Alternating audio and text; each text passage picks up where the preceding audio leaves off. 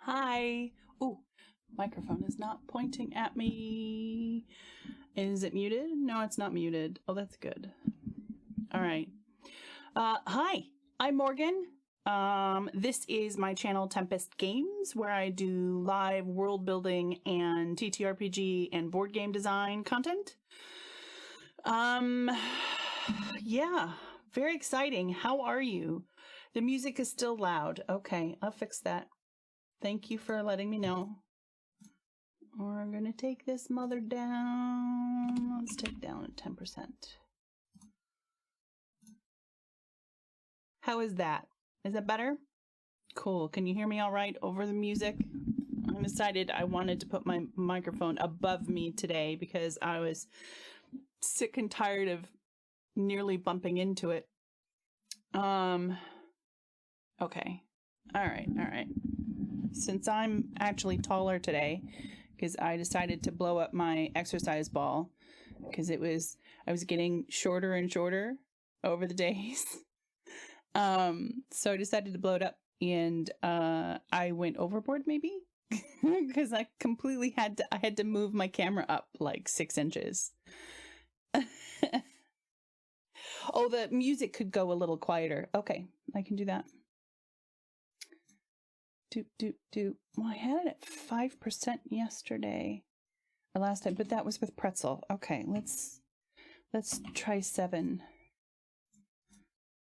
How's that? That's maybe that's not quite enough, because I think my microphone is still. Yeah, no, I'm the same way, or at least I get the feeling I am, because my partner is the person who has the music up, or has the volume up. What am I doing? Has the volume up too loud, like it gets successively louder every time he turns it on, and I don't understand. Like, the only other person I know who had that problem was my grandfather, and he was legit hard of hearing. He wore hearing aids ever since the war.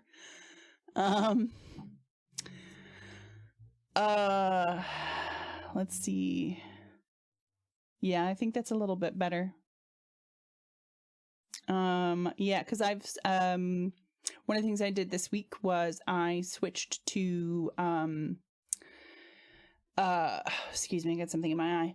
I switched to Spotify, and hopefully you will get some announcements up saying who it is, but there is hopefully a command. Let's see if this works. I've never done this before. Ta-da! There we go. I got Streamlabs fixed up, and I'm just playing one of Harris Heller's lo-fi albums on repeat. They're nice because they're an hour long, which means you can put it on repeat, and the albums themselves, they have like specific moods. I like this one because it's slightly more upbeat than like your standard lo-fi, but I'm in a cheerful mood today. Oh, see, there it goes. All by itself. Oh wait, did I miss it doing that before? Oh no, Rick did it too. Okay.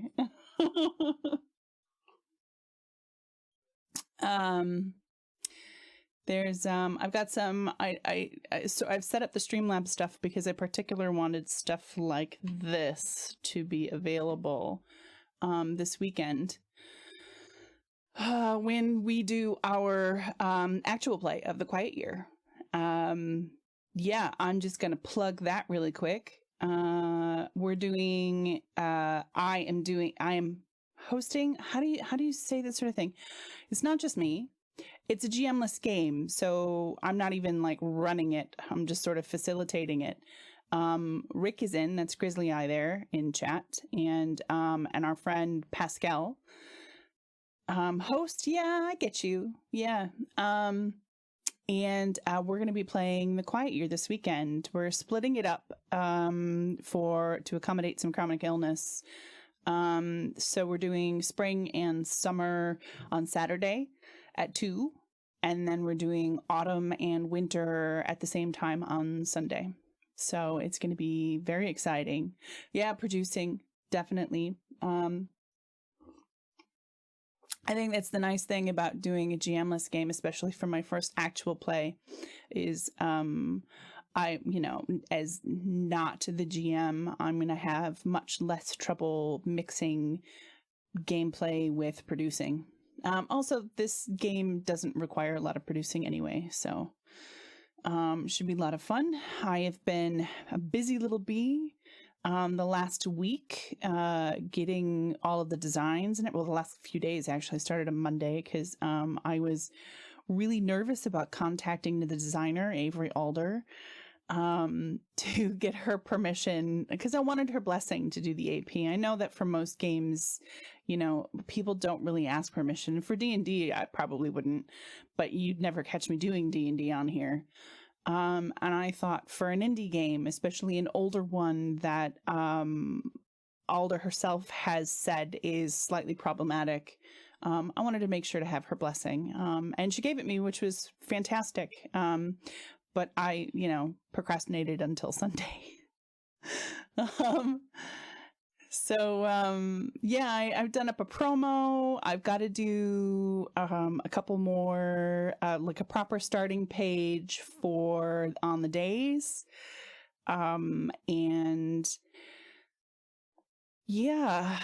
got to tweak my overlay a little bit. I have one designed, but I haven't given enough space to some of the text, so I'm probably going to rejig the overlay a little bit in the next few days. So if you don't see much from me except for my VOD popping up, it's because I'm busy designing graphics and overlays and things. It's very exciting. I'm super nervous about it. Super nervous. But I have great people working with me, people that I really trust. So that's just, that end of things is just pure joy. I cannot wait to be playing with Rick and Pascal. So totally excited for it. Oh yeah, you've got the new game coming up, Mecha Hack. Yeah, that should be interesting. I've never... What is that a hack of? Remind me. It's a PBTA, or is it OSR or OSR? It's PBTA. Okay. Oh, you might have actually been saying that to Rick. Which is it? Black Hack. Yeah. Okay. I'm intrigued by the concept of a mecha role-playing game. I like, my brain has a hard time picturing that. But I like the idea of you sort of, because to me, a mech game is all about that constantly toying with your loadouts. And I'm intrigued by that being an element of a role-playing game very much. I'm slightly triggered by the concept of mech games because, and this is kind of funny, kind of sad, my father was a big gamer. That's where I got pretty much all of my nerdiness from, was my father. He was a big gamer. He loved his computer games. One of his favorite games in the whole world was a mech game, and I cannot for the life of me remember which one it was. But if you're thinking the most popular mech game in the late 90s, it was that one, I'm almost sure. And he even bought like the really expensive Sidewinder joystick for it and all that kind of stuff. And he would rarely... Mech Warrior, yeah, that was probably it. Yeah, that was almost certainly the one. And he would let me play it occasionally. My father was very precious about his computers and his games and stuff. There were lots of games I wasn't allowed to play, not because the content was questionable, but because because it was his. There are games that he introduced to me, especially the ones that I could actually play on the computer he built for me, which was, what was it running in the 90s? I want to say it was a 486. I don't think I might have had a Pentium 2 by the end of the 90s. And so I was playing things like Ultima, which he had bestowed upon me. But yeah, there were games like Diablo and MechWarrior that I only rarely got to play, and it was super fun. But I just remember how like possessive he was over it. So every time mechs come up in conversation, I get a little weirded out. I get uncomfortable, slightly dysregulated. Uh-oh. Uh-oh. Ben, stop saying such nice things about me. I have to boop. There. Okay. So you have to respond to this when you say things like that on Twitter. Okay. All right. Here we go. Where are we? Where are my notes? There we go. I do need the viewers. Come watch my show. Come watch my show. It's excellent. I love you. Please. See, that'll end up on YouTube. Maybe I'll clip that. Clip that, guys. Somebody clip that. I've never been clipped before. Ha ha. I still don't get uwu. Like, I guess it's like, it's almost like onomatopoeic for like feeling like something is cute, like the response. It's like the onomatopoeic response to cuteness, maybe? I don't think I understand it. I'm too old. I'm just enough Gen X that, no. Okay. 2 eyes and a cat's nose? What? Oh, I don't know. Was it like pictographic? Like, are you talking about like, oh wow. It's been a long time since I thought about this. What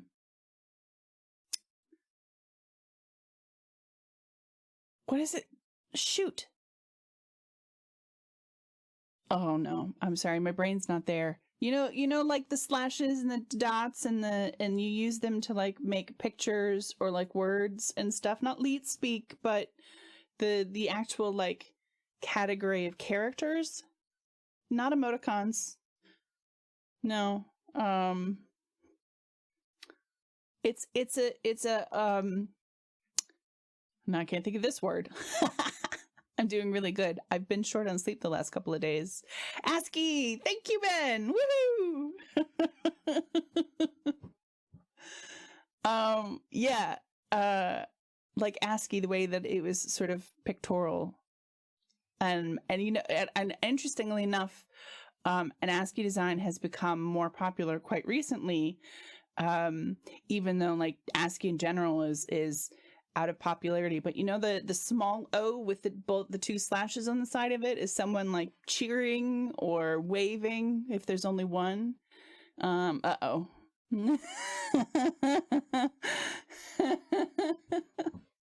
There's a clip now.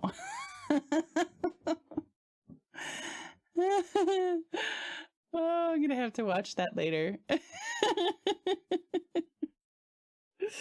Okay. Yeah. Oh, do you know what I just noticed? My chat isn't showing up. I had hidden it. I need to remember to unhide it when I'm done doing my recordings, because when I finish streaming, I will turn off the chat. I will go back to this screen and I will turn off the chat and the little shady background of the chat. And I'll sit here and make faces so that I can use them in the thumbnails for my videos, which is a very strange thing that you just have to like adjust to being a thing that you do when you get into this kind of thing. Ben knows what I'm talking about.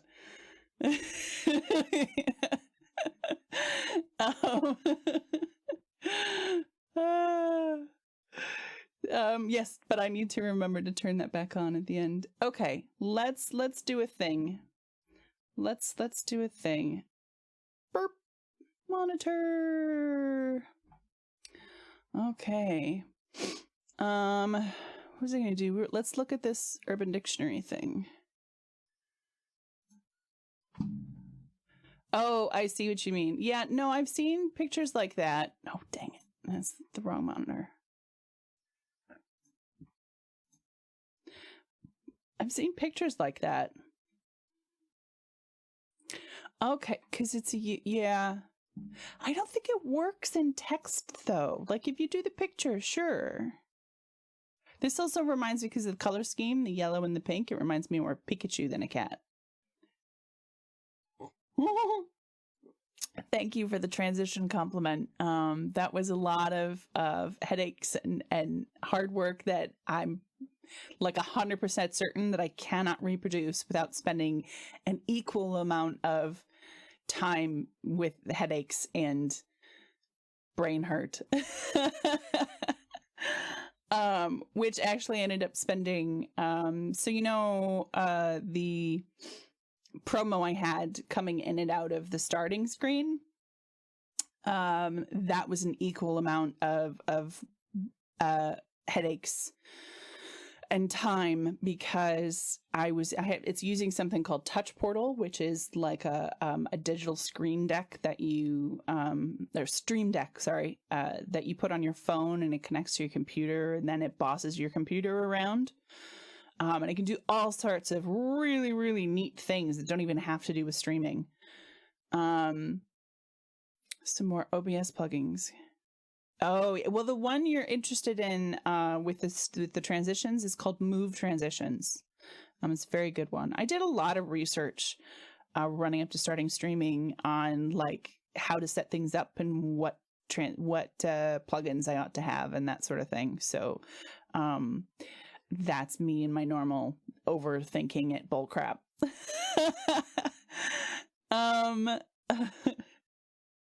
Despite the fact that I have a relatively minimal setup, a lot of effort went into it. Deceptively simple, but that's the creative artiste in me, I guess. I don't know. Okay, let's put this woo away. And what are we working on today? We got oh, that's right. We're going to do traveling and spoken languages, and we're going to try to get to social structure and maybe even holidays if this ends up being pretty quick. Oh, that reminds me, I need to up my thumbnail game for YouTube, especially if I'm going to start dual casting and getting more involved with the YouTubes. I need to get better at it because there's all of that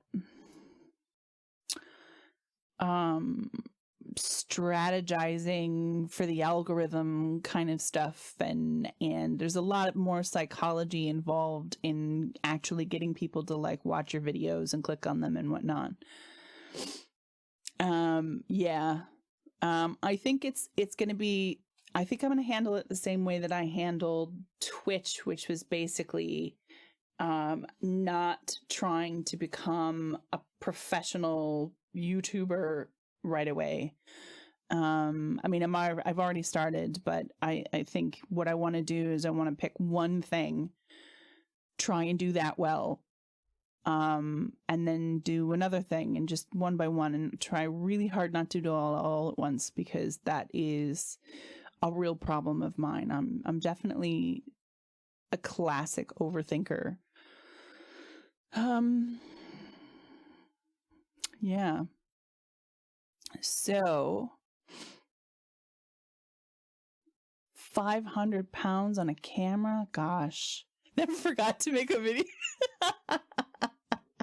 That is 100% something I would do.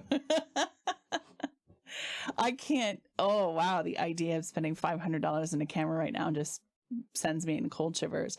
I'm struggling to spend $150 on a new camera. This microphone only cost me 17 pounds, and I will tweak the motherfucking hell out of this thing with digital software, free digital software, mind you, before I actually replace it. I do have a camera in mind. It's actually a camcorder that you can get used. It's a streaming and video editing favorite, or content creating favorite, that you can now get used for really affordable prices. It's also used a lot in like wedding photography and all kinds of stuff. And then there's also a relatively cheap Rode microphone that would go with it. It's one of those mini shotguns that you put on cameras, that I was thinking about switching to that as well with the microphone, and that should be a drastic improvement on my sound quality, and maybe, something that I can leave and be happy with for a long period of time until I get rich on the YouTubes. Oh yeah. It's super easy. It's super easy to get distracted by all the little tiny things that there are to do when you're doing this. I have a long list of stuff I want to do, and there are definitely improvements that I want to make that have just sat on that list for, 6 months because something new comes up that needs my attention. So it's fun though. I enjoy it. I super enjoy this, and I wouldn't be doing it if I didn't enjoy it. And I kind of want to sit on the fact that I enjoy it before I turn it into a job. Just talking to somebody about that. I was talking to Chaotic Stupid Media about that recently. Chaotic runs a tabletop content creator like support group. It's kind of like a list of people for solidarity support in order to try and give new content creators a bit of a boost. And we were talking about what those sorts of things do for creators. And I just said, I'm not really in a hurry for that. I have a problem with pressure, with creative professional pressure. And so I made a promise to myself that this would be a hobby, and it would remain a hobby until the day that I was 100% sure I wanted to keep doing it, and that I could manage it, because I also have chronic illness issues as well. And that it was something that I could enjoy. I used to be, and I don't think that's really appropriate thing to say, I am a writer. Yeah. I have published a thing or two. I've done some editing. I've run, organized, facilitated, managed some like new writer groups, and my degree is technically partially in creative writing, and I've been doing it for years. I've been doing it for half my life, at least 20 years. But the pressure to succeed was absolutely crippling. I never got anywhere because I was always too afraid of wasting my time.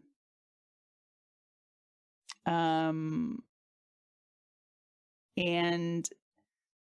I could never get anything done. I rarely finished projects. I couldn't buy into things. Like, I couldn't actually fully engage with anything I really, really wanted to do. And somewhere along the line, I stopped enjoying writing for the sake of writing. And I took a couple of breaks over the last decade, trying to refresh that, and just not succeeding at finding the joy in it anymore. So when the chronic fatigue hit and I literally couldn't write, the brain fog was so bad, I literally couldn't think. I couldn't process my imagination in order to write. And it was super sad, but I started to get the feeling that it was also a blessing in disguise. And that is when I dove headlong into doing tabletop role-playing games. And what I discovered was that I had the ability to design, well, essentially world build, which was always sort of, I think, my favorite part of writing was the creative premise of writing, was the ideation of it. And somehow that just fit in so well for me with tabletop role-playing games. And I started working on Kinde. I created Kinde after I got chronic fatigue. And here I am today doing this hardcore all the time. And I'm just so in love, and so much in love with it that I'm making you watch me do it live on the internet.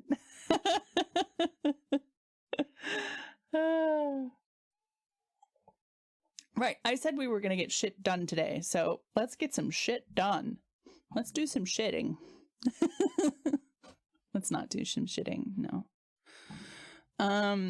Okay. Traveling. Now, this was a category in the campaign guide. I'm not sure that that's totally weird. I'm not sure that it is. I don't think you should feel bad about it. Certainly,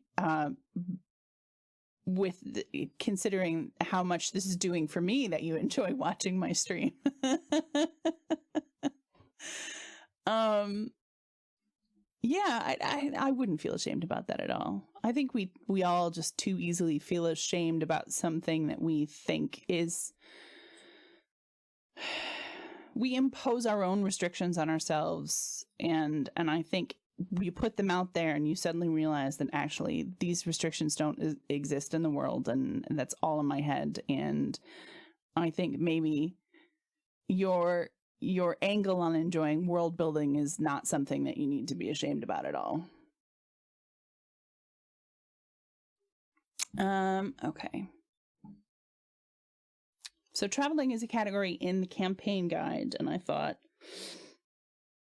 it seems like a kind of odd. It seems really obvious to me with traveling.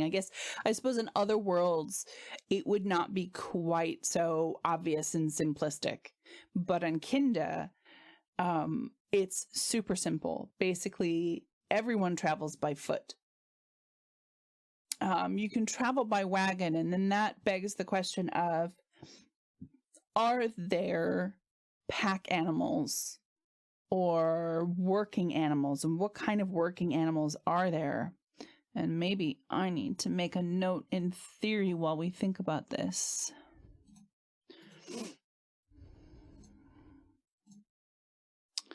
Goats. There are definitely goats, but they're not working animals. They're livestock. Giant goats. There's definitely already goats in the world, so I don't know if I can like goat the whole place up and have that really. Thor was pulled by goats. Is that literally in the mythology? That's amazing.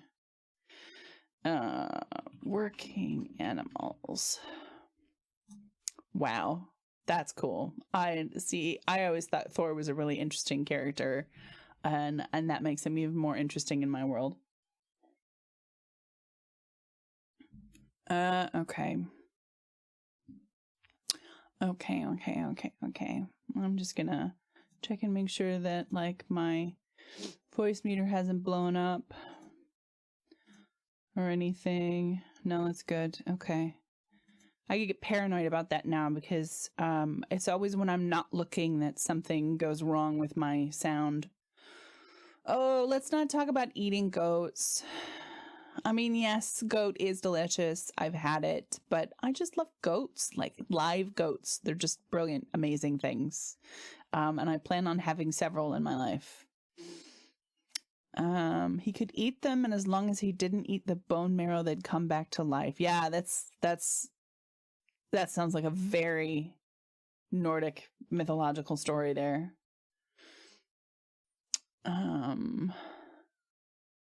Great survival stuff. Yeah, it's got that survival element to it that's very Nordic.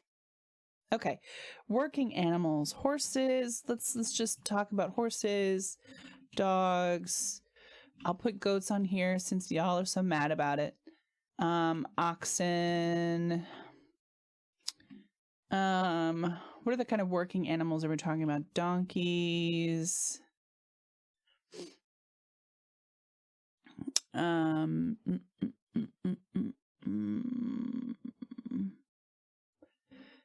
Fantasy creatures? Maybe there's some kind of fantasy creature that has a traditional relationship with the elves.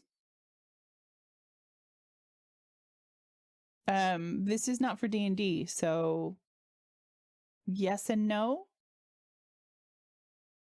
I don't know how to answer that.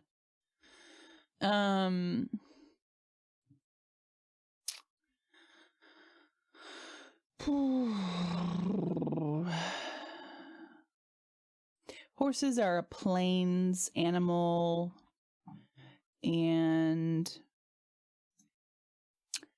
of course that came up there.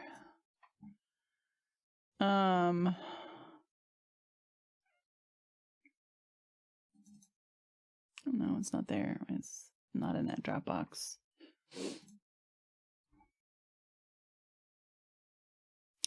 The stags they ride in Lord of the Rings. Giraffes.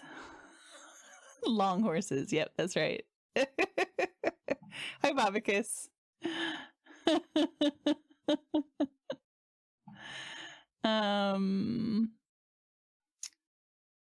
Dragon Age has the Dragon Age has the rams as well, don't they? I'm not sure. Oh, now see, I've read all of the Lord of the Rings stuff, including the Silmarillion, mind you. But it's just so freaking dense with lore that I just could not retain it all. I don't remember that they have a name, but I bet you 100 pounds that someone on this planet knows what they're called. That is a very good point, Bavicus. I will defend myself by saying this was before wikis existed. Oh, Rick. Oh, Rick. Oh. Too long. Have you read The Hobbit at least? Oh my god, so many windows open. I need to get to my RPG Dropbox. Campaign toolkits. Kinde. Don't mind me while I talk to myself while I try to bring up this map. Open with... Where are you? There you are. Photos. And that one's perfectly okay to open on this screen. Okay. So we've got some planes here. Oh, I've hidden you in your chat. Okay, you have read The Hobbit. I mean, that's exceptional. I can understand how compared to The Hobbit, Lord of the Rings would be a bit much. Because it just is. It's just a bit much. It lost something of the whimsy of The Hobbit. Conan I really would love to read. I think I've read some of the comics when I was a kid. I want to get more into pulp adventure, but I'm slightly afraid of it for its shall we say isms?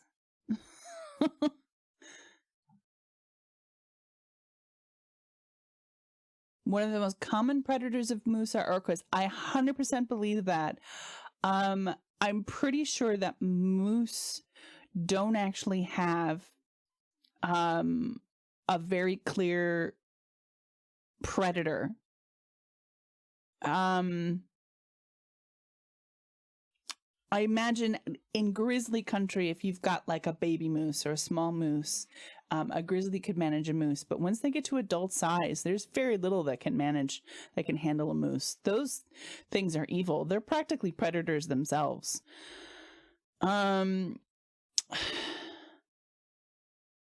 Yeah, so orcas being a thing, because orcas are fucking smart animals. They will wait in they will actually swim up to a place where a moose will go to drink, and they will just wait there, and then they will pounce as much as a whale can pounce. Or they're not whales, are they? Or are they whales? I think they're porpoises technically. Where are we at? Chat's flying by. Oh yeah, they swim. Moose swim as well. That's absolutely true. Yeah. Are you actually from Canada/Alaska? I spent a lot of time in Alaska because I have an aunt that lived there for a long time, and it's one of my favorite places in the world. Alaska is. Not the people of Alaska. They're all a bit ism.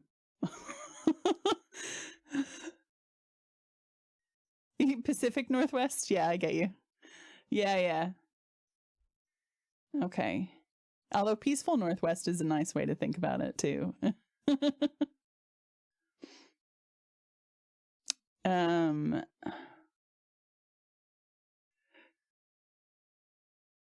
Yeah, Lovecraft is pretty yikes. Yeah, maybe one of these days I'll read Conan, but these days, like, all the anti-ism stuff is very high up in my awareness these days. So it would be hard for me to read. Maybe sometime in the future when I feel like things are less critical than they are right now. Okay, so we've got plains here. We've got wetlands here, basically. We've got foothills of the mountains. Honestly, I think the real plains are up here towards Odevian. No, sorry. We've got plains here to the west. The Kalanook Steppes, which means potentially we've got horses out this way. We definitely, I know for sure that there are mammoths. And that the nomadic orcs of the Kalanook Steppes use mammoths as basically, it's their everything. It's kind of, well, no, bison aren't, no. But yeah, mammoths are their everything. So they ride the mammoths. The mammoths are pack animals. They eat the mammoths. They milk the mammoths. They do all the things with the mammoths. I'm trying to think of what other society might be like that. We might be talking about Arctic societies in reindeer/caribou.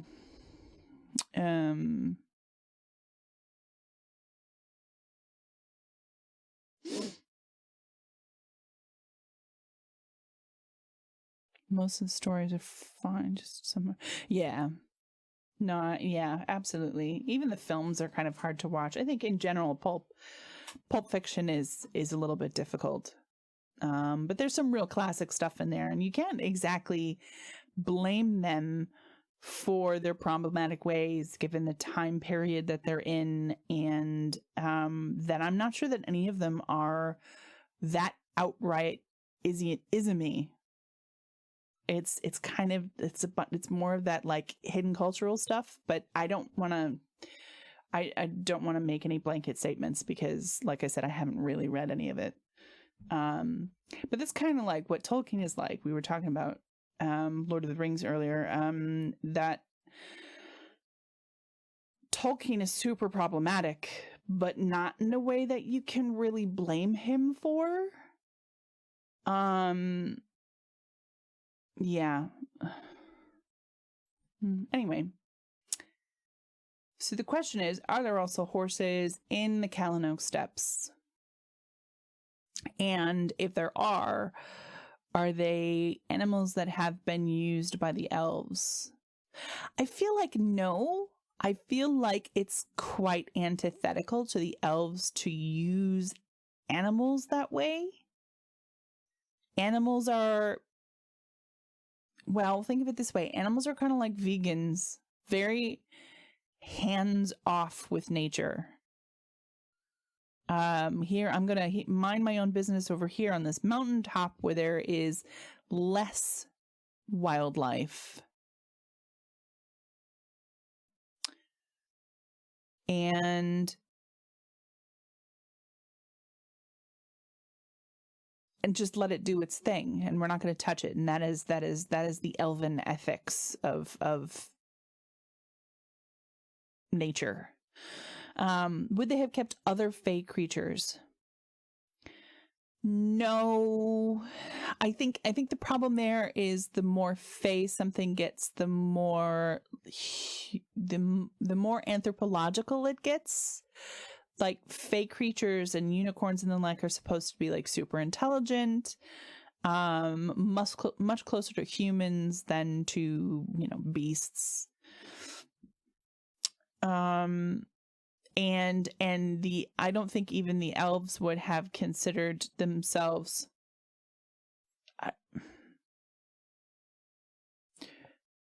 like the elves. They don't think of themselves as oppressors and slave owners. They think what they're doing to the humanoid species of this world is for their own good. They think they're like nannying the world.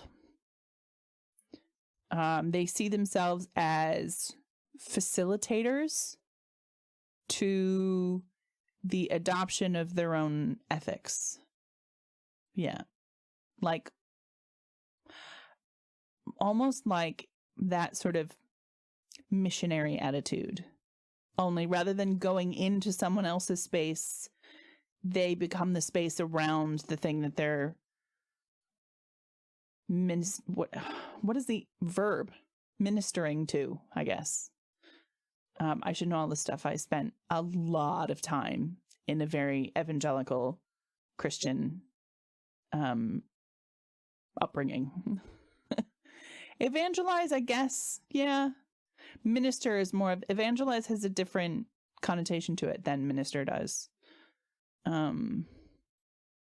Sledge dogs could be interesting. Well, a Devian would definitely, I bet you a Devian has sled dogs for sure.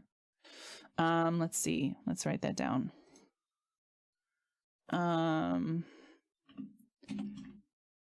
Sled dogs in Odevian. I think we're gonna do here. We're gonna write down mammoths in Callanogh Steppes.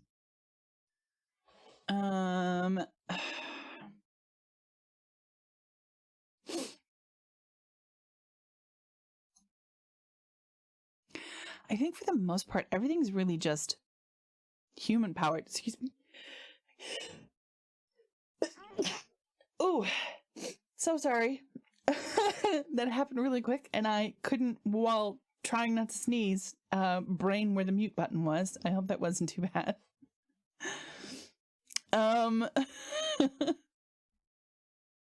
Deer along the lines of reindeer.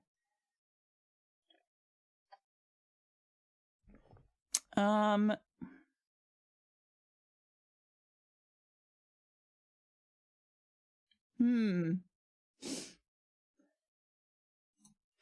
actually, I'm going to put a question mark after the sled dogs thing, just because I feel like dogs and elves don't jive. Like, dogs are very unclean, messy, unruly creatures, and that's kind of, I mean, and basically in any fantasy world, that is the antithesis of what elves are. So I'm not sure, even if the humans before times used the sled dogs, and maybe they still do, but to a much lesser degree. Used by humans as a cultural remnant of pre-occupation times, but the elves don't touch them.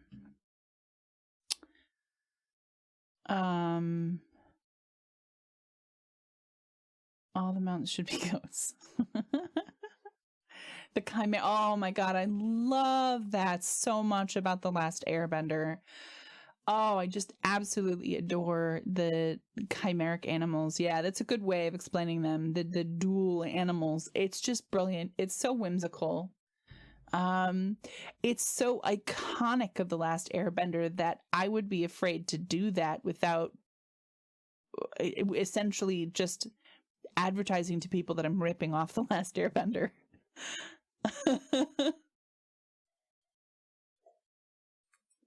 We need somebody else to do that in some kind of popular media so that the rest of the world then has permission to do it without plagiarizing The Last Airbender.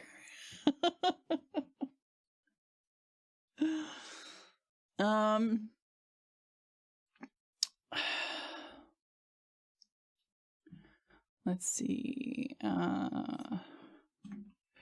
Reindeer.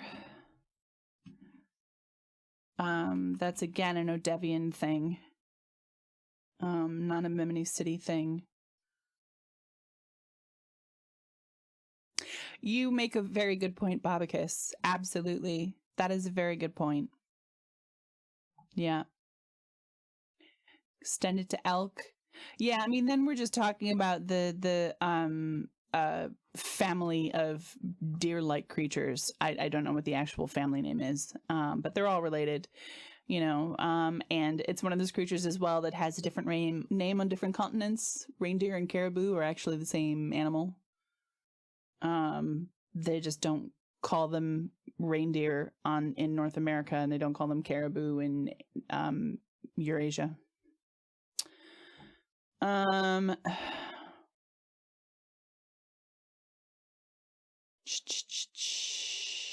I have thought about maybe donkeys that, because, or maybe it's not donkeys, maybe I'm thinking about mules. Yeah, I am thinking about mules. Because mules don't really exist in the natural world.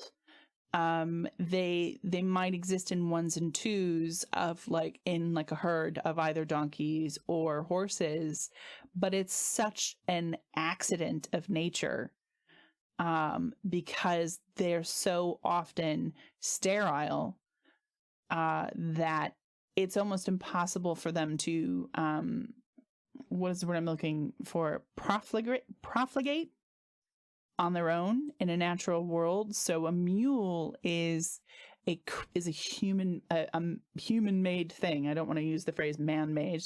Not here.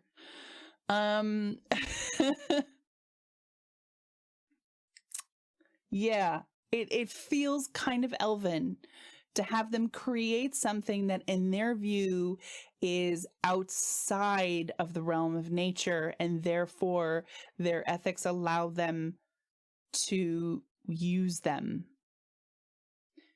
Mules outside of nature, so allowed within elven ethics. Plus mules are kind of attractive. Not compared to horses, but definitely compared to donkeys, and they can do kind of all the same things that donkeys and horses can do.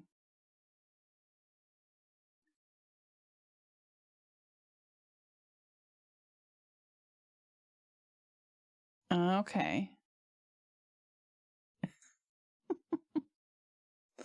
cool. So another pack animal, give different flavor to the setting. Yeah, doing something like that is hugely flavorful. You know, like we've got mammoths in the Kalanook Steppes. So I think we've got mules. We have goats, but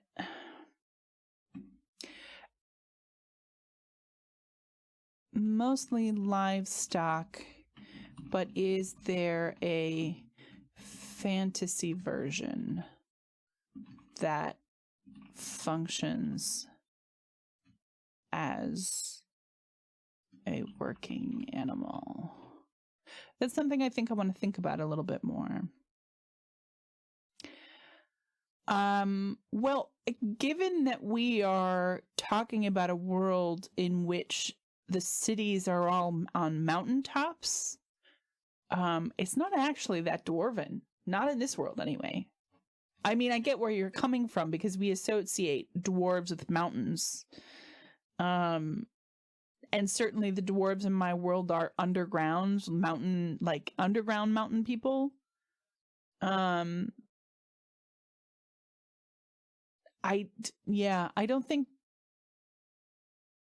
don't think that goats work for them in this setting because, like I said, they're underground and a goat is a very outdoor creature, which happens to really overlap with the way that elves live in this setting on these mountaintops. So there's room for that.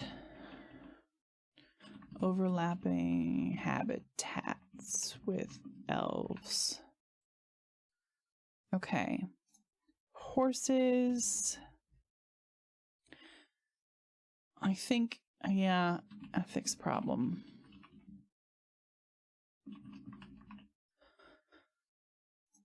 Oxen. Where do oxen come from naturally?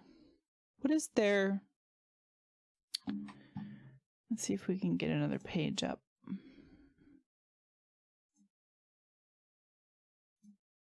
Nope. No, thank you. Okay, oxen. Go to Wikipedia, because I know we're talking about Southeast Asia for sure. An ox, plural oxen, also known as a bullock in Australia and India, is a bovine trained as a draft animal. Oxen are commonly castrated. Male don't milk cattle. Castration makes them easier to control. Cows or bulls. Males will be used in some areas. Oxen are used for pawing, blah, blah, transfer. Yeah. Usually over some pairs. Okay. So I think we're not going to get in. Yeah, we're not going to get into... I love this picture of somebody in a giant cloak just riding a cow.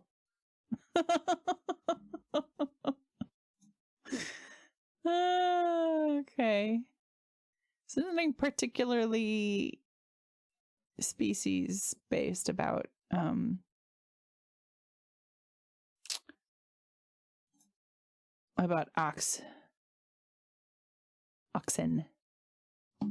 I've lost.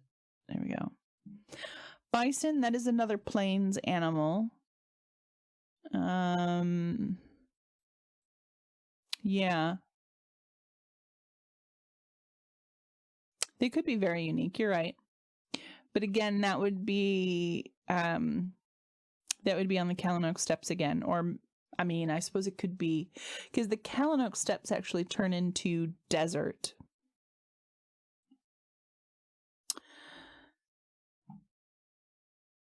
Oh, maybe mammoth's a really bad idea for the Kalanook Steppes. Maybe it's like giant water buffalo. That's actually an interesting point. Giant water. So we're thinking like savanna type climate. Buffalo, hence me thinking about water buffalo. Horses got moved around. No, I mean, I have no problem with that. I'm just thinking in terms of the dominant cultures in the area. And whether or not, because the reason that horses got moved around so much is because humans use them a lot.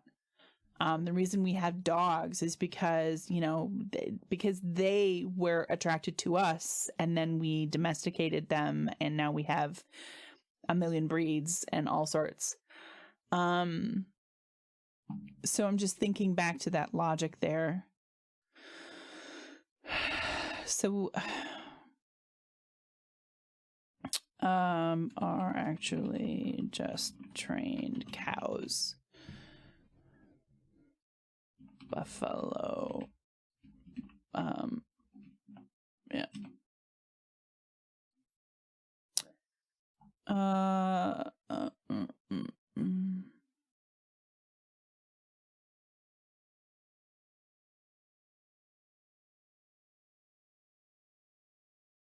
Right. So, okay.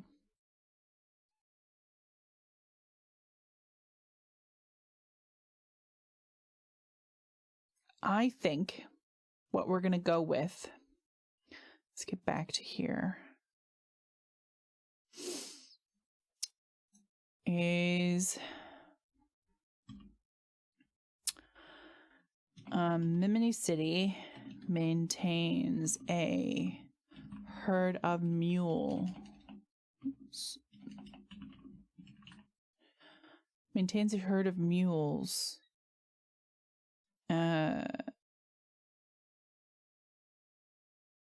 Yeah. I mean, there's more to tell about that story, but I don't think we need to go too bad into it. Dating back to the occupation. These are the only animals used. Working animals in Miminey City and the Eight Lorddoms. My J button is really sensitive. I always end up with J's and things where I don't need them. I need to figure out a way to make it less, maybe put some more lube on it. Okay. The only working animals. But they're rare due to the complications of breeding.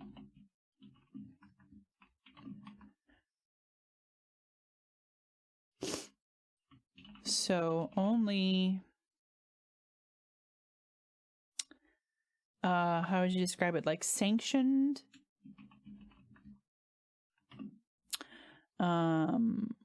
Sanctioned workers use them for,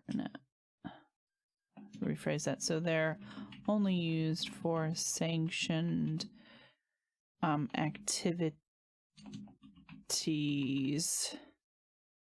that benefit Miminey City and the Lorddoms as a whole.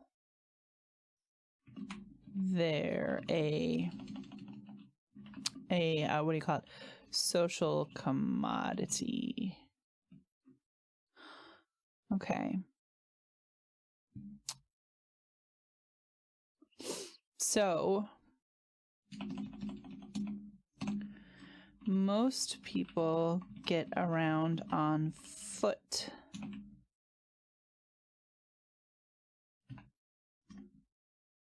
There are wagons for special travel that are pulled by mule. There are ships that transport cargo only. See, there goes my J key again. Is there anything else I really need to say about traveling? Oh, I have missed, right? River boats transport people up and down the Fat River between Hartford and Venture Home.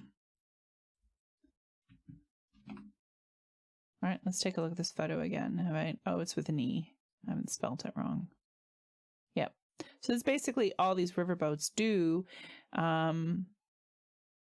Eventually, riverboats will be used to explore further up the Fat River.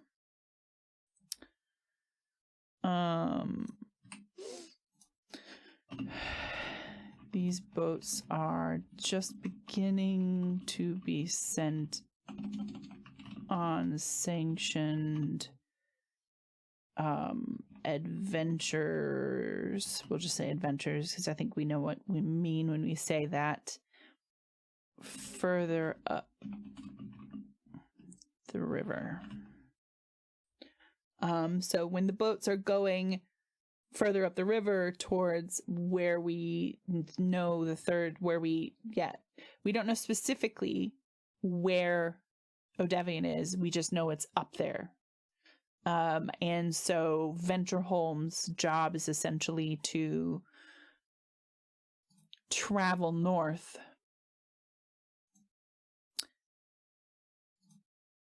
so that they can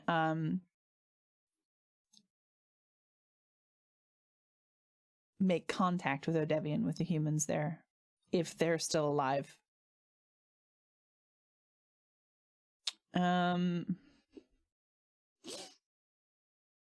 Yep. And so that sending riverboats up would definitely be a first step.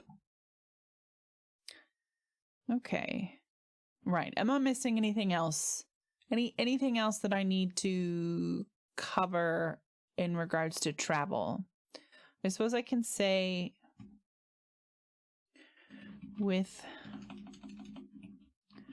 planar travel having been restricted to privileged elves,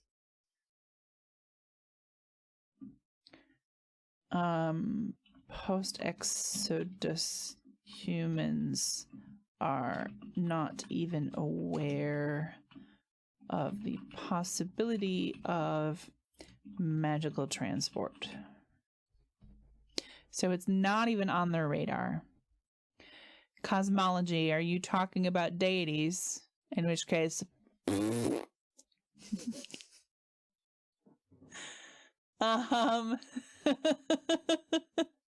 Oh, planes. Only to the extent which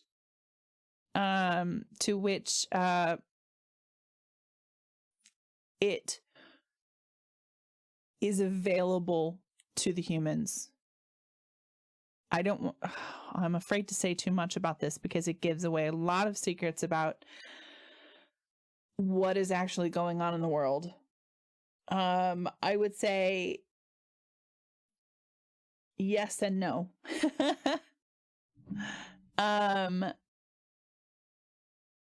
Yeah, ooh, that's rough. How do I... This is something I've been battling with, I think, all along in doing this live world building stuff, is there are definitely secrets in this world.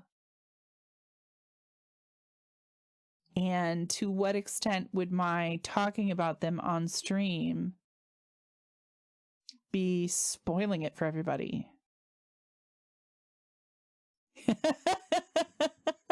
Ben really loves goats. Ben, when I get goats, you are welcome to come play with my goats all the time. That sounds dirty. You are welcome to come visit. No, this still sounds dirty.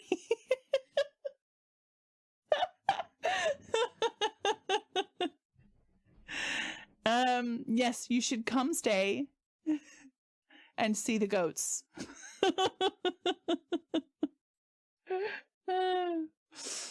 That we're talking like 10 years down the line, but and we may not be friends anymore. I hope we are, but you never know what happens in 10 years.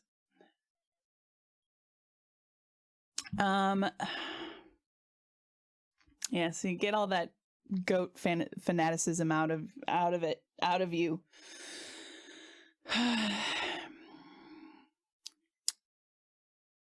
Yes, so there's definitely some kind of cosmology, but given the none of it that is available to this point of view that we're in right now, it's not going to be discussed in the player's guide, I don't think, other than to say basically exactly what I just said. Okay, let's move on to spoken languages. So I'm not sure how much more I need to say on this other than the little note I took while I was preparing for stream. So Elven is the common language. So there is a human language, but it's referred to as ancient human. Humans speak Elven because of the occupation for 2,500 years. The elves basically just said, you don't need another language, so let's only teach Elven. Obviously, that kind of oppression of a culture is not going to be 100% successful. So I'm pretty sure that one of the 3 cities, speaks a Pigeon of like a Creole language. Which is a mix of human and, it is not it wouldn't be, I need to look up the definition of Pigeon versus Creole. There's the J again. Grammatically simplified form of a language, typically in some elements of which are taken from local languages used for communication between people not sharing a common language. Okay. I'll spell it with an I here. And often drawn from several languages. Okay, this is kind of, or where both groups speak languages different from the language of the country in which they reside. Yeah. Simplified means of communication. Not the native language. Aha. See, I knew this was going to come up. A Creole language is a stable, natural language that develops from the simplifying and mixing of different languages. So a Pigeon is not a complete language. Yeah. A Creole is a complete language. It might be hybridized, but it's a complete language. We're talking Haitian. Which is, it's listed right here, Haitian Creole, which is French-based, but has a lot of, I think it has some African and indigenous and English mixed all in there.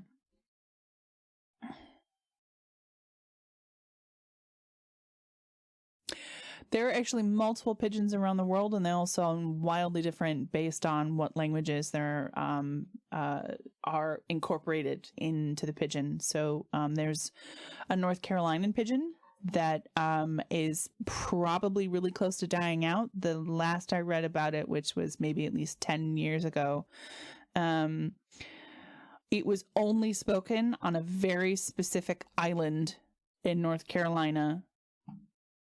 And that was a mix of English and African and indigenous languages. So that one is going to sound super different to, what else have we got? Pigeons.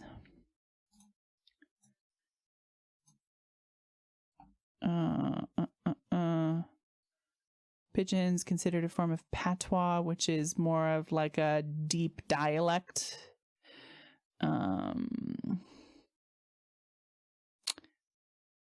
we got examples? Oh yeah, I mean, there's just so many of them. There's a lot of Native American ones. Yeah, you can see a lot of Native American ones. Some First Nations ones. Yeah. Yeah, settler Swahili. That's spoken. Yeah. So we're talking about a lot of really, really different stuff. Then we've got,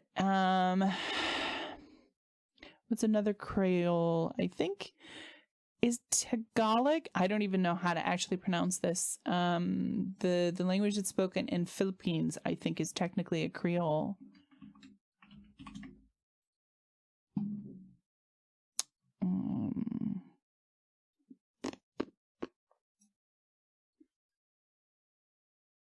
An Austronesian language spoken as the first language by ethnic. Hang on, we got a. No, we haven't got a pronunciation. No.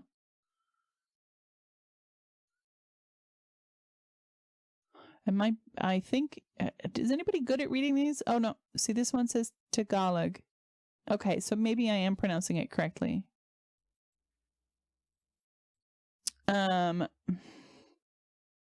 Make up a quarter of the population of the Philippines. Is second language. A standardized form, officially named Filipino, is the national language of the Philippines. Yep. Close related to the other Philippine languages. Okay, so it's not actually a Creole.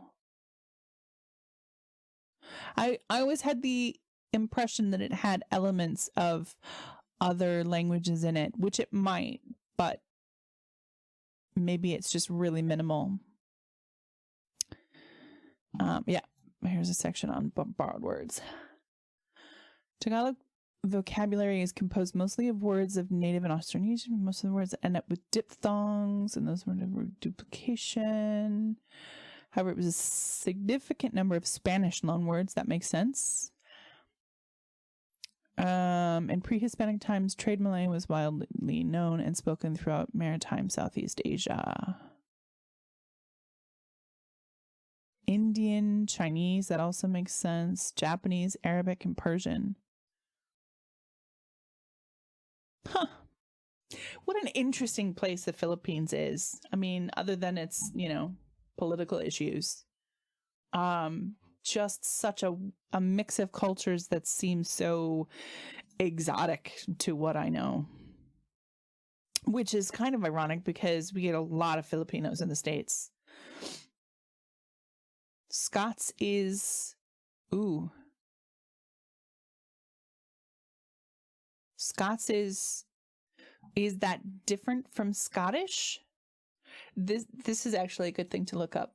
Something that I'm always a little bit confused about is what is Gaelic, what is Irish Gaelic, what is Scottish Gaelic, what is Scots, what is Scottish, what is Irish, what is Welsh.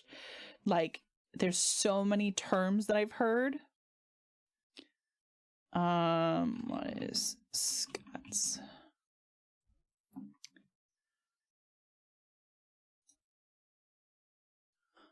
May refer to...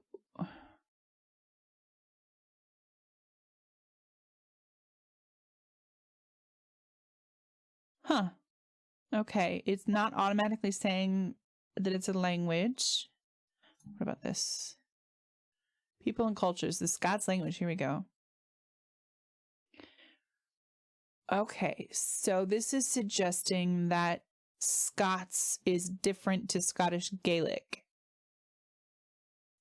which is different to Scottish English, which is a dialect. just judging by reading this bit here. But here it also says Scottish Gaelic. West Germanic language variety spoken in Scotland and parts of Ulster. The dialect is known as Ulster Scots. Sometimes called Lowland Scots to distinguish it from Scottish Gaelic. Okay. So why does it say Scottish Gaelic here? As if it's the same thing. Oh boy. Is it Gaelic? I think that's how you pronounce that. Language. Celtic. So if we're talking about Scots is a language that moved west. So we'd be talking about with, oh, hang on, let me see if I can get the timing right. The Anglo-Saxons, maybe? What are the other groups that moved west? I'm really bad with that stuff. And this one is a more ancient native language. Became a distinct spoken language sometime in the 13th century. And oh, it's not actually that old. It was developed out of Old Irish. Interesting. Though a common literary language is shared by Gaels in both Ireland and Scotland, down in the most of modern Scotland was once Gaelic speaking, as evidenced especially by Gaelic language place names. Huh. I've always wanted to Google this. Thank you for mentioning it, Ben.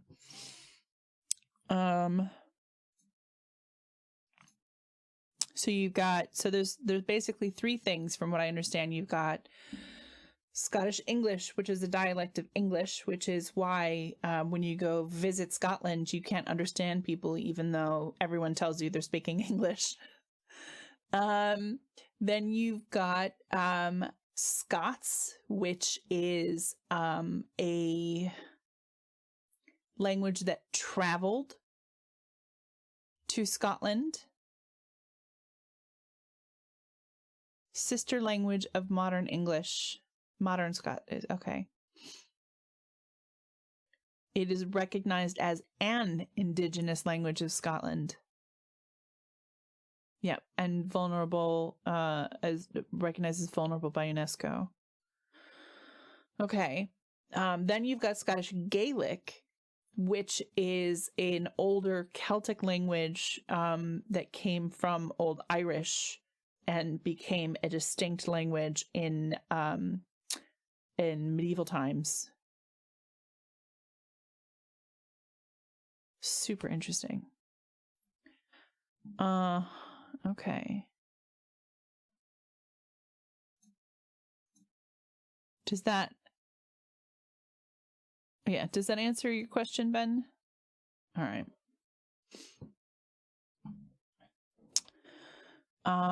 So Gaelic isn't a Creole.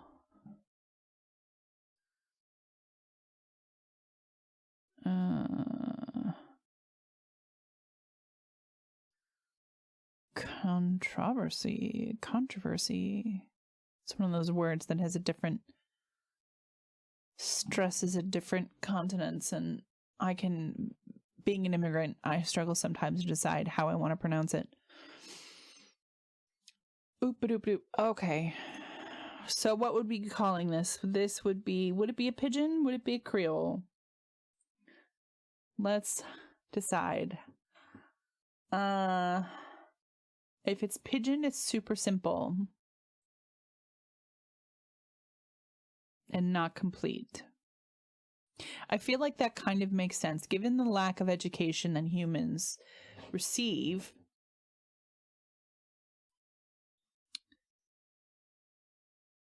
Chances are they wouldn't really have the cultural capacity for two full languages. I feel like that's a really problematic concept. And if you want to debate it with me, please bring it up.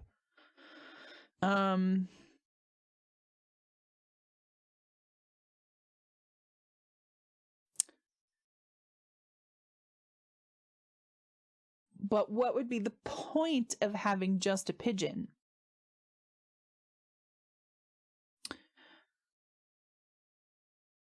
Secrets, obviously. But then would it be, you'd only want a different language if you didn't want your oppressor to understand you, which means that they would have to be able to hear you first, which means that they'd be flagging to the elves that they've retained a language that the elves didn't want them to, but the elves wouldn't have been overtly telling them to get rid of their own language. That would, you know, be unethical. And yet it's symptomatic of a lot of conflict that I'm not sure existed overtly.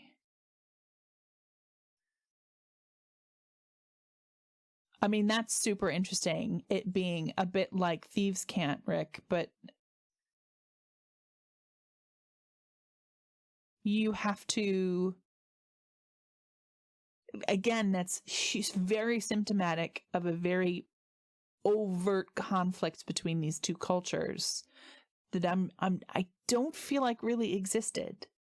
I mean, Thieves' Cant exists because there is overt conflict between the law and lawbreakers, between thieves and upright citizens. Yes, Ben makes a good point as well, but I think what Rick was reminding me of was that you have things like the songs of the Underground Railway in America and Canada, actually, in both countries, in North America in general, where a song sounded like just a song, but it was actually a coded set of words that were meant to mean a very specific thing. They were meant to be a map, actually.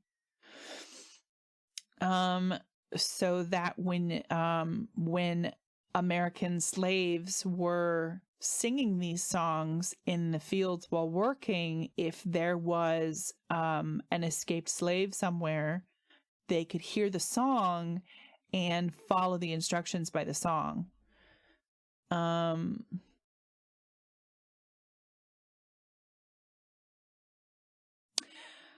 Yeah.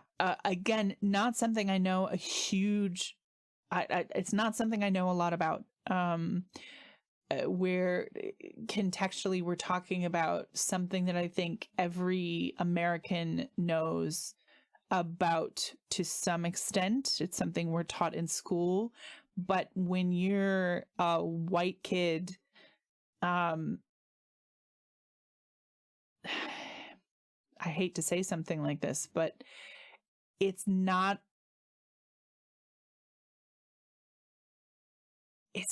on your radar as something that really means something to you personally, which sucks because it should. But when something isn't about you when you're a kid, it doesn't stick. So I'm sure I learned more about these sorts of songs that I can recall right now, and I'm sure there is more to learn about them than I'm able to recall, which is a shame. And as always, if you've got more information to add on something like that, or I'm wrong about something, don't be afraid to tell me.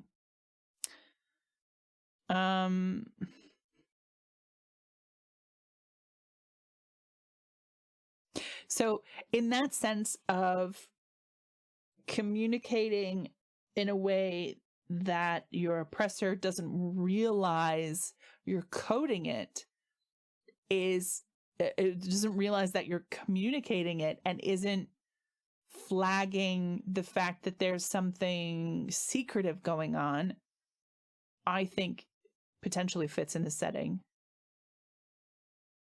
It is still indicative of overt conflict.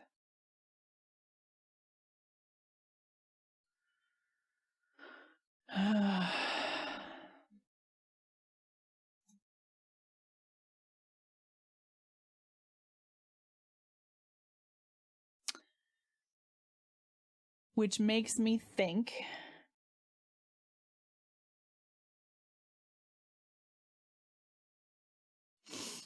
that it wouldn't exist in Miminey City, because I'm now suddenly aware that there is a place where there might have been that much overt conflict, enough to create a private language. I mean, I could understand if it happened in Miminey City just because people didn't want to lose their language and they kept using it. And so it became a sort of complicated Pigeon that the elves maybe understood a little bit of. And it developed from ancient human into a Pigeon as people used ancient human less and less, and taught the rules of ancient human to each other less and less, and thus it sort of devolved into what became a Pigeon.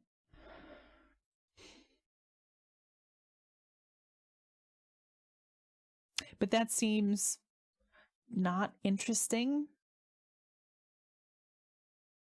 What does seem interesting is we have this situation with Calyrax, that is the elven city to the west, where and this is largely based off of some collaboration with a player that I had briefly, who came up with the whole concept of Calyrax, and that this is where like half orcs come from, or maybe the half orc bit I came. Oh right, no. Mark came up with the bit. You might remember this, Rick. Mark came up with the bit where the tieflings were the tieflings of Calyrax City were toyed with by the lead scientist that experimented on them. This is the thing with tieflings that I'm not sure has been brought up before. Tieflings are a concept that elves don't understand, because tieflings are a purely human phenomenon in this world. And so the elves wanted to sort of experiment on them, and we're not talking like to the level of vivisection. We're not talking to the quite maybe to the degree of say the Holocaust experimentation on the Jews, but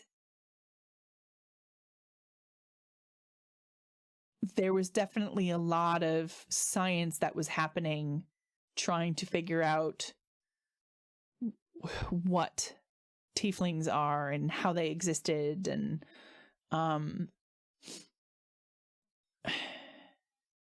you know, now I'm thinking about it, tieflings are a very D&D-esque creature. I think the only reason they exist anywhere else is because they exist in D&D. When did tieflings first appear? What do you guys know about that? Because I don't actually know anything about that.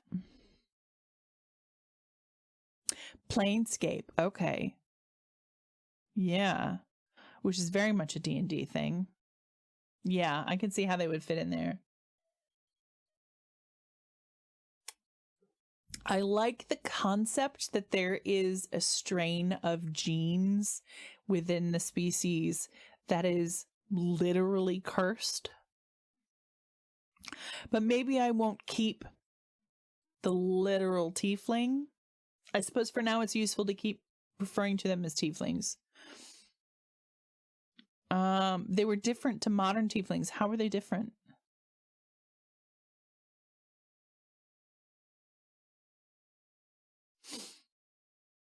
Maybe they're more of like a fae hybrid. Where is... do I have a bit on... I don't think I have a bit on this.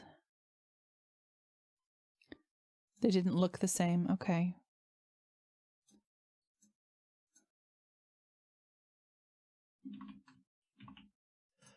I think we need to start talking about this. Taking notes on it anyway. Okay. Well, they're not actually half demon though. Are they? Denim? The way I understand tieflings, they're not actually half demon. They're all human. They're just cursed.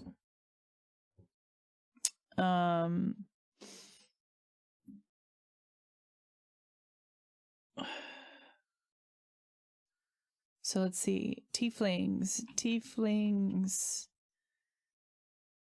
or the D&D version of them doesn't exist. I think that's borrowing too much of a licensed content.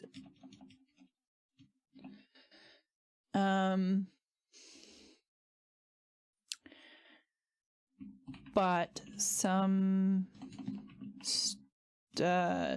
genetic strain exists in the human species that is literally cursed.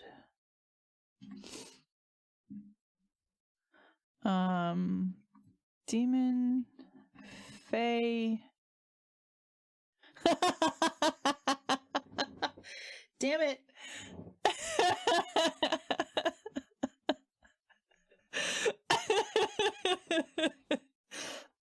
One track mind, and it's a strange track, Ben. Where did you get this from?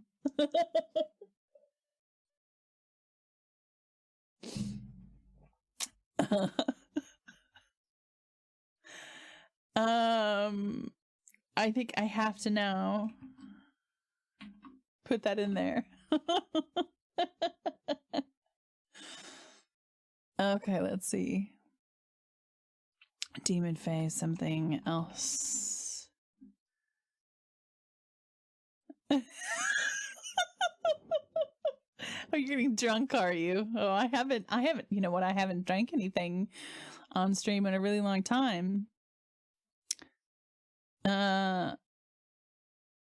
I haven't been able to drink lately because it's just been affecting me too strongly, but that seems to have come back. I've been having the occasional cider, so maybe I will start bringing them drinking on stream again. I'll keep that in mind. Also, I've got some nice wine in the cupboard that I haven't been drinking. Yeah, no, fizzy stuff would make you drink, but wine wouldn't. And if you have the right cider, but we established yesterday that, was it yesterday? Yeah. That Rick only drinks what did you call it? What kind of cider? Ooh, yum. Oh, that sounds good, Ben. Yummy, yummy. I'm a big Rioja fan. Which is not far off from what you're talking about there, from the Yellowtail Jammy Red. But I've been experimenting with buying red wine and just leaving it in the cupboard for a really long time because I had a period where I wasn't drinking wine because my partner doesn't drink wine. And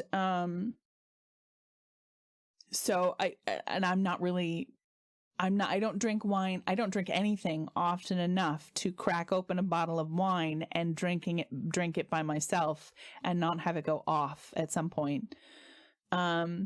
So I had these 2 bottles of Rioja that had been sitting in a cupboard for like 2 years, and I happened to open one of them up and I was shocked at just how good it was. And this was the cheaper type of Rioja, you know, because there's that brand where you've got the orange label and the yellow label that's really popular here in the UK.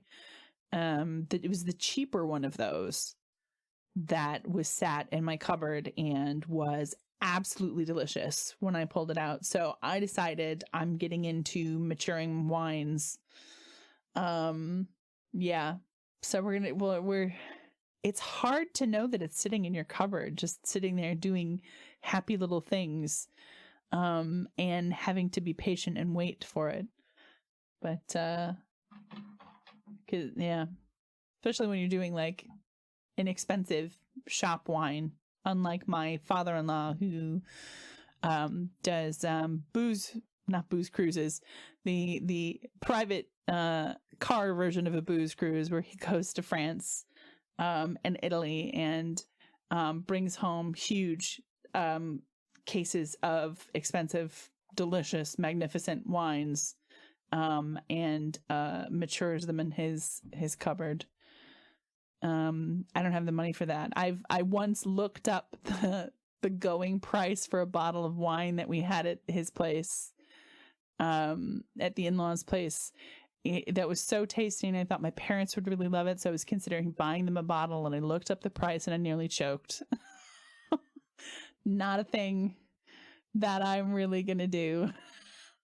And the way that my parents drink wine, I think I would get it for them. They'd practically chug it, and then open a cheaper bottle of wine to chase it. And then when I told them how much it cost, they'd probably have a heart attack.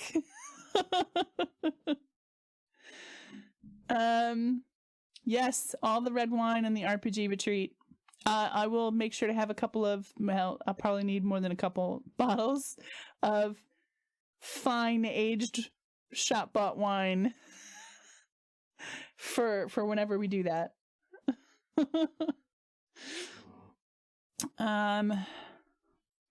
Yeah, I'm just gonna say tiefling is for now a shorthand for whatever this ends up being. Okay.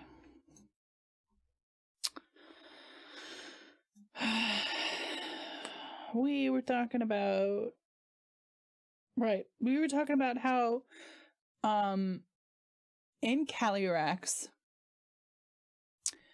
the situation with the tieflings was there was one particular elf in charge of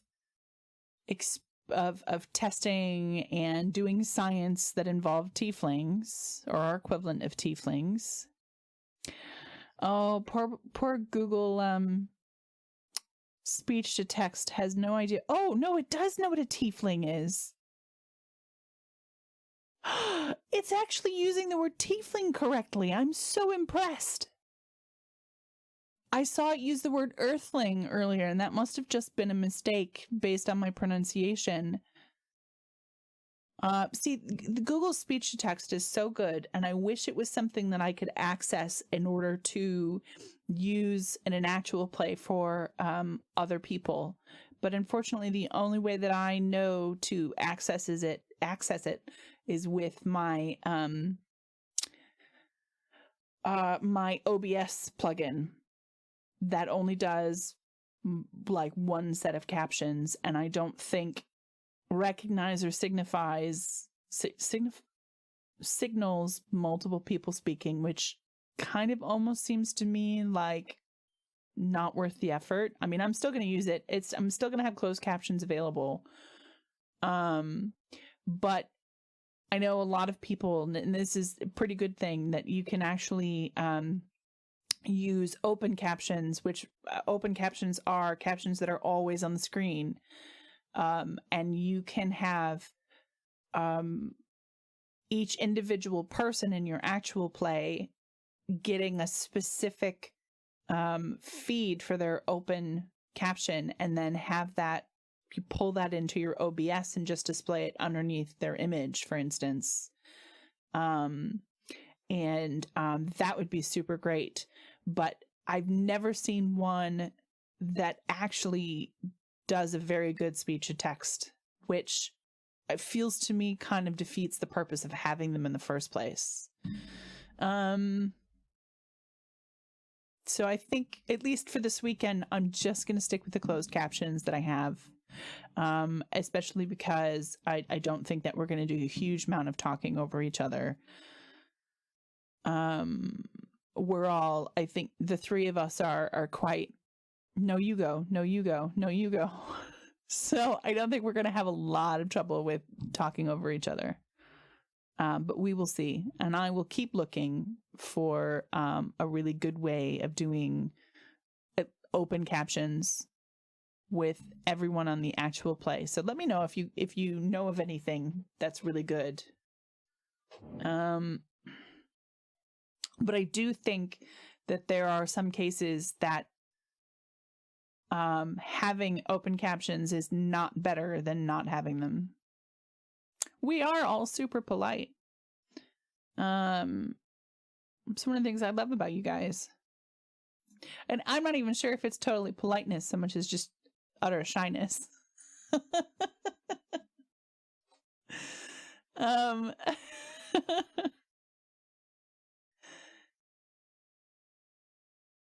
No, you don't need affiliate for that. That is, I did see Prue's tutorial. That has nothing to do with affiliate. That's just using some a web app.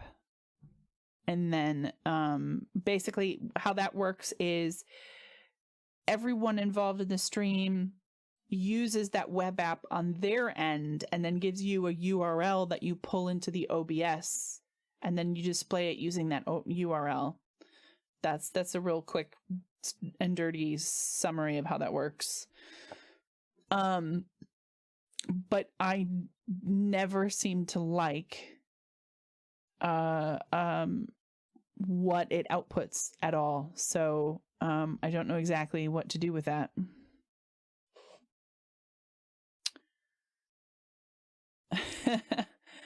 Yeah.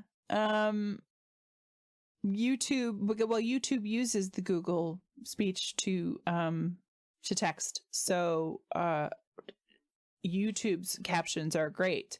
I mean, for live captioning, YouTube's captions are great. Prue posted it somewhere on the Discord. Since we're talking about the Discord, hang on, let me get linky. Boop, boop, boop. Yeah, linky. This is our friend Prue's ttrpg server, which is a general server for people based in the UK and the EU. Just trying to get people together who are interested in TTRPGs and are generally in the same time zone. And there have been a lot of games that people, I mean, it's only not even 6 months old, and there have been a lot of games that people have been playing together, and they're working on a charity program at the moment, and everyone there is super friendly. I even got Rick to join, and Rick doesn't like the internet. He doesn't like internet people because they're horrible, but these people are not horrible, so I got him to join it.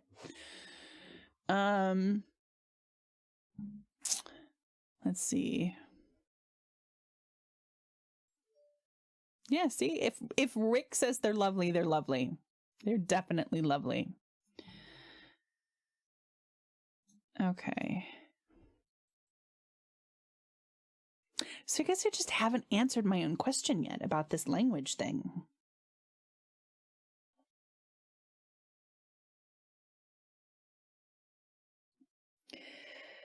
I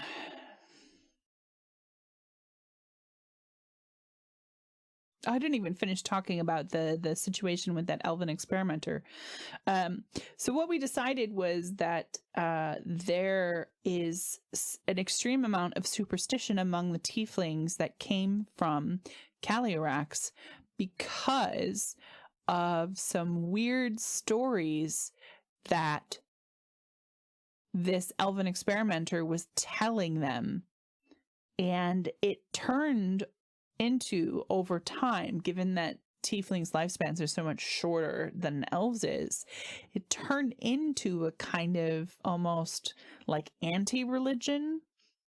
Like if you only knew about the devil and you didn't know about God in the Christian mythology. And so there's a lot of superstition regarding like the shadow of the mountain and all kinds of stuff. And so these tieflings, having been quite heavily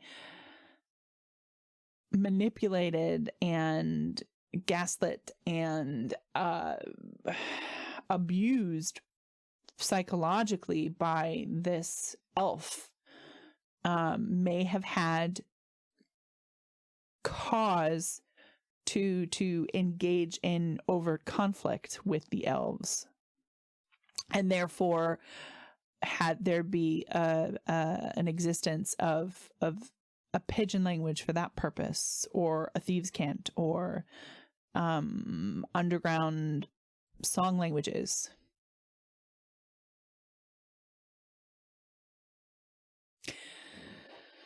I'm just gonna write down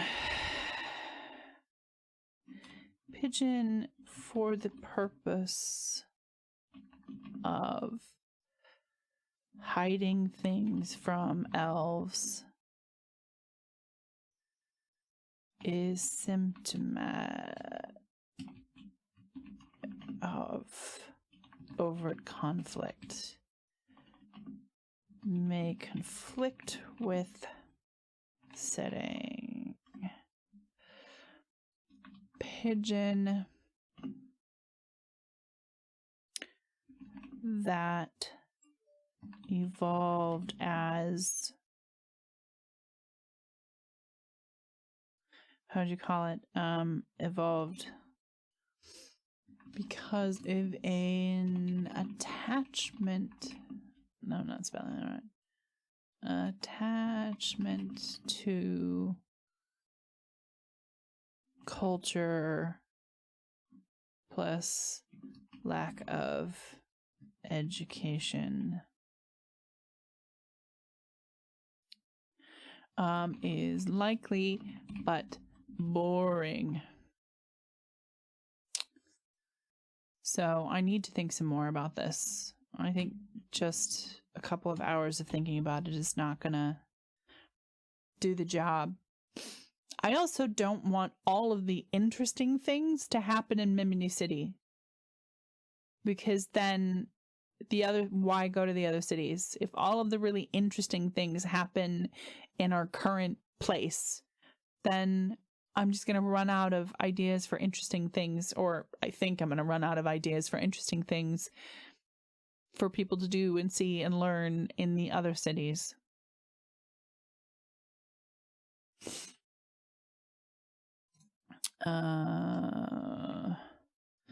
Think about, I'm never going to remember that if I don't type it out. Think about why Miminey City has to be where the language exists, if it even does. Sorry, I feel like I've got hair on the tip of my nose. All right, what are we doing? It's 10 o'clock. So, all right, well, we didn't get all of that done. We only got a little bit of it done. A lot of thinking, though. A lot of really interesting stuff we went through today. I think the stuff that we've already done for the player's guide as it's structured, is stuff that I have been thinking about for a really long time. And I think now we're getting to stuff into details that I haven't really solidly considered yet. So I wouldn't be surprised if it becomes a little bit more common for us to have sessions like this where we just do background research. I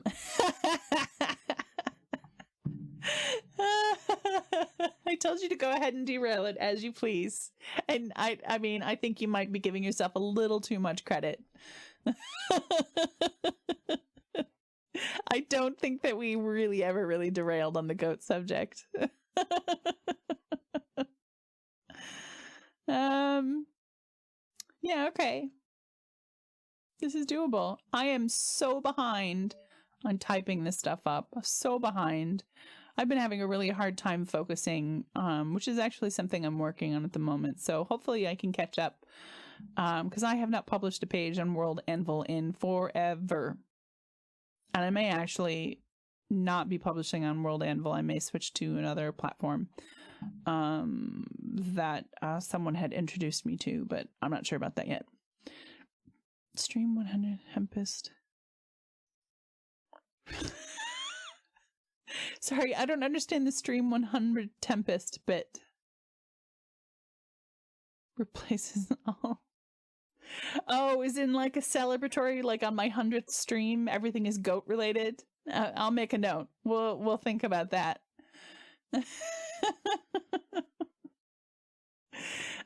Okay, let's switch. I think that's a good place to just switch back and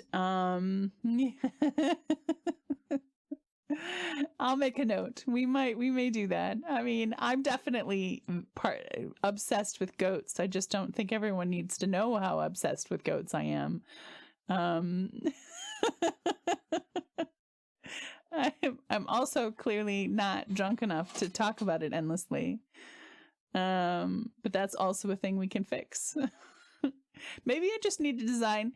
Oh, Ben, should I write a goat ttrpg? Like a 1-page that's all about goats? Oh my god. Ben, I'm gonna write a 1-page about goats. I know you would. Are we gonna do like the two? Should it be like a 2-stat 1-page? Like, what are a goat's 2 stats? Mischief and hunger.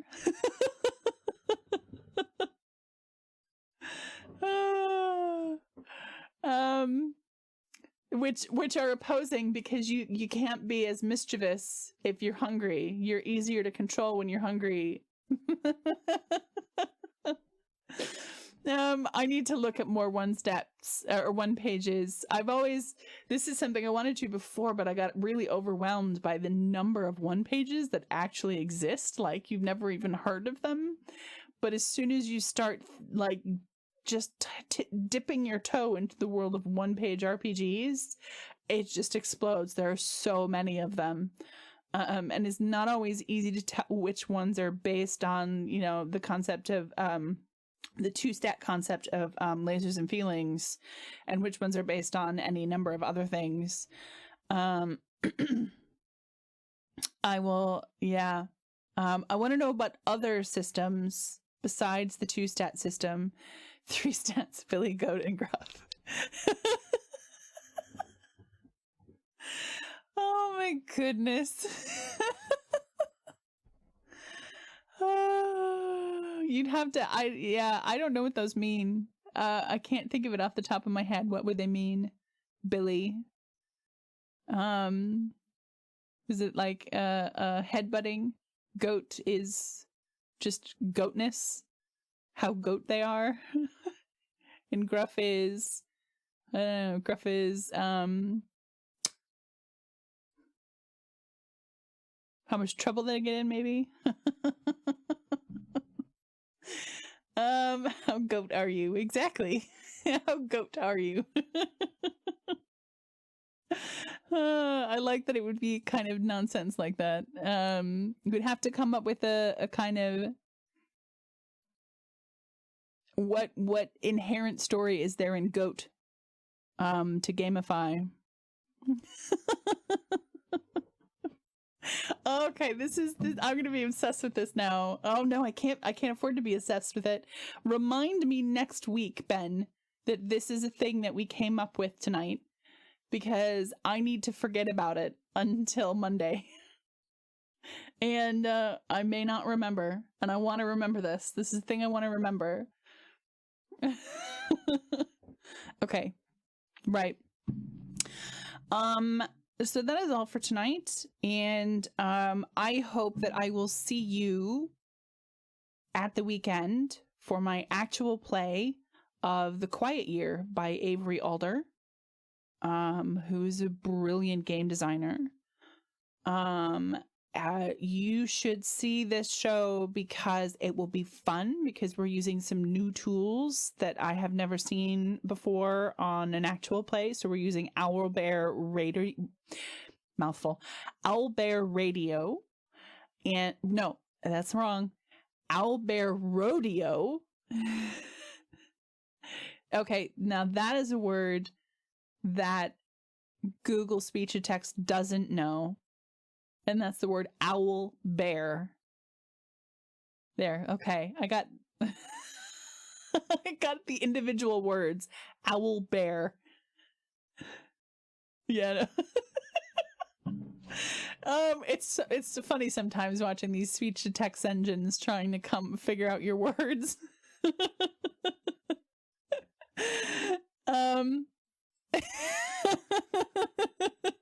Have you gotten through the entire bottle of wine in the 2 hours? I'm impressed, actually, Ben.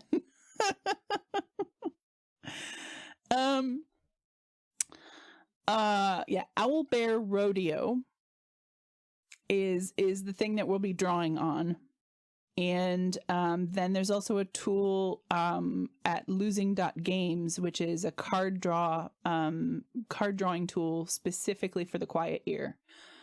And also you should come watch it, because I've got some really impressively creative people who are joining me on the stream. Pascal is a performance poet. He's just so ridiculously talented, and I want him to be my best friend always. I am 100% fanning. What's the gender neutral version of a fangirl or a fanboy? Fanning doesn't sound right. Fanning sounds like I'm talking about my fanny. Or I'm trying to cool myself off. I'm fanning I'm fanning Pascal so hard because he is a stunning human being.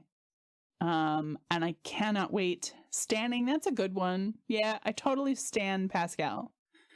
He's an excellent poet. And I want him to be my best friend. And then there's Rick, who has been in this chat with us all night. Rick is one of the most supportive human beings I've ever met. Sweetest, kindest, most wonderful and creative people on the planet. I 100% stan Rick. The only reason I don't want him to be my best friend is because he already is. He has no choice. It's just how it goes. Yeah, Rick is not allowed to unfriend me.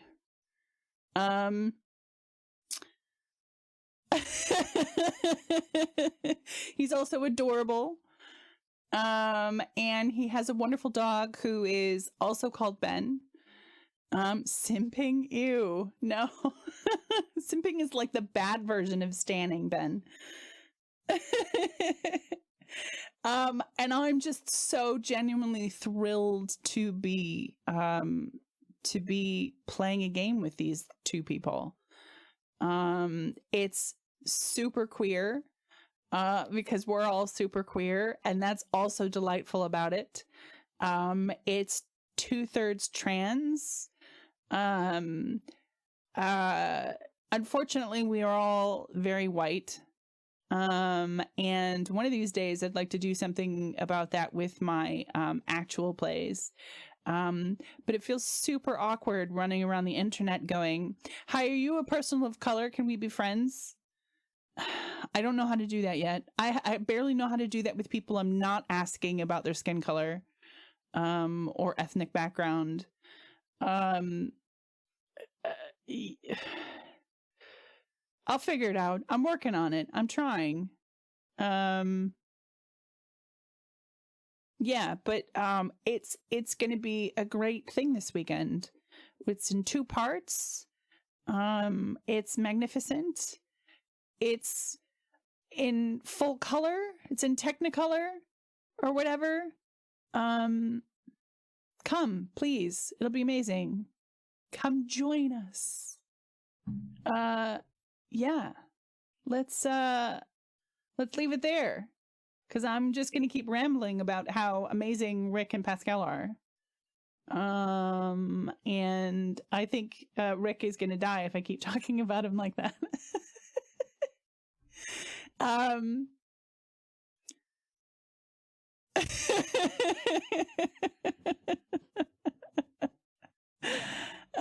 Anyway, love y'all. Looking forward to this weekend and hopefully seeing you there. Take care of yourself and have a good night. Bye.